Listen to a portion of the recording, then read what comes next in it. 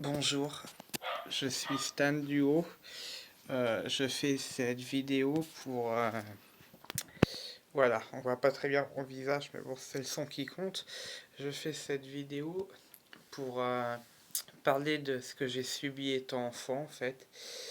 Donc voilà, j'ai été maltraité par une institutrice à l'école primaire. Ça a duré de janvier 2003 à mai 2005. Donc voilà.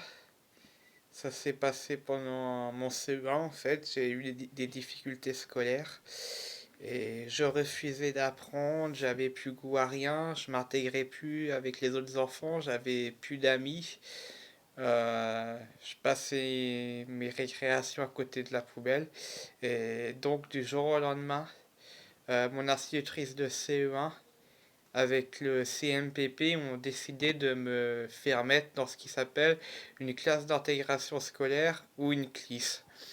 Et donc il faut passer par la MDPH et par l'Académie nationale pour être dans une CLIS.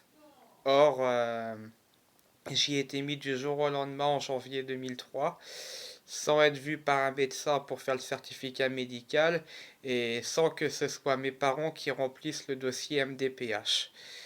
Donc voilà, ça veut dire qu'un dossier et pire un certificat médical ont été faits sans la consultation, sans me consulter par un médecin, sans faire remplir le dossier par mes parents. Donc c'est quelqu'un d'autre qui a rempli le dossier. C'est un médecin qui m'a jamais vu qui a fait le certificat, car ce n'est pas mon médecin traitant qui l'a fait. Ça, j'en suis sûr et certain, je l'ai jamais vu pour ça.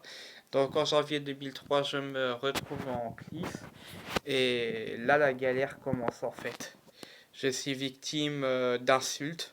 Je me fais traiter de bourrique, de plat de nouilles, d'handicapé, de mongol et surtout d'autiste. Lorsque je comprends pas un exercice, ça crie. Elle dit une fois, ça crie de plus en plus. Troisième fois, on se fait tirer les oreilles, on se fait tirer les cheveux, on se fait taper sur les doigts avec un bout de bois en plastique. Et quand le bureau scolaire est mal rangé, elle le renverse. Elle crie, elle fait ça va valser très méchamment et après elle le renverse. Voilà. Des élèves par la peur s'urinaient dessus dans sa classe. Elle n'hésitait pas à les montrer devant les élèves de CP qui étaient de la classe juste en face. Regardez, regardez, il s'est mouillé le pantalon, on voit l'auréole. C'est un handicapé, il n'a pas d'autonomie. Moi, ça m'est jamais arrivé, mais à d'autres élèves, oui. Il n'a pas d'autonomie. Voilà. Elle nous disait, vous finirez en IME, en institut médico-éducatif. Vous n'avez pas d'avenir, vous êtes trop handicapé mentalement pour avoir un avenir, vous comprenez rien, bande de bourriques, vous comprendrez jamais rien dans la vie et vous ne serez pas apte à travailler. Voilà, à 9 ans, certains en avaient 7, les réflexions qu'elle nous sort en nous tirant les oreilles. Une élève a même dû se faire recoller l'oreille, se faire opérer, parce que l'oreille était un petit peu décollée tellement elle tirait fort. Les élèves vomissaient d'angoisse avant d'entrer dans sa classe. Et voilà, pas facile du tout. Aujourd'hui, j'ai 25 ans, je regarde de mauvais souvenirs. J'ai beaucoup d'angoisse, j'ai des réveils nocturnes, situation très difficile. Donc voilà, il faut savoir que ce qui s'appelle les CESAD et les CMPP, malheureusement, ont soutenu cette personne en me disant que j'étais un handicapé mental léger et que si elle me tirait les oreilles et les cheveux, c'est que je la faisais exploser dû à mon handicap.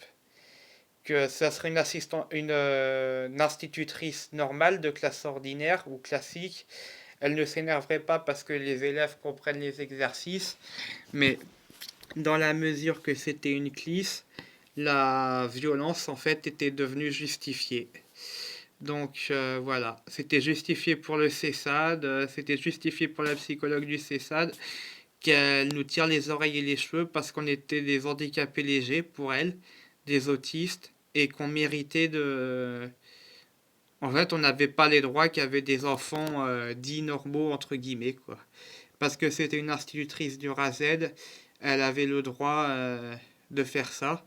des signalements écrits ont été faits à l'Académie de Nantes, qui n'a pas réagi. Donc l'Académie de Nantes, comme le CESAD, trouvait ça normal parce qu'elle était éclise du RAZ. Et les gens de la MDPH, les MDPH sont très complices de ce genre de choses parce que le RAZ est un service de la MDPH tout simplement qui malheureusement cautionne les mauvais traitements sur les enfants. C'était pour vous en avertir de ce qu'était les CLIS et protéger vos enfants des CLIS, protégez-les des instituts médico-éducatifs, protégez-les des CMPP et protégez-les des CESAD. Un psychiatre libéral ou un psychologue, c'est une cinquantaine d'euros. Ça fait mal, mais je vous le recommande plus de payer pour votre enfant que de le faire suivre par un CESAD. Et je le dis sincèrement. Voilà.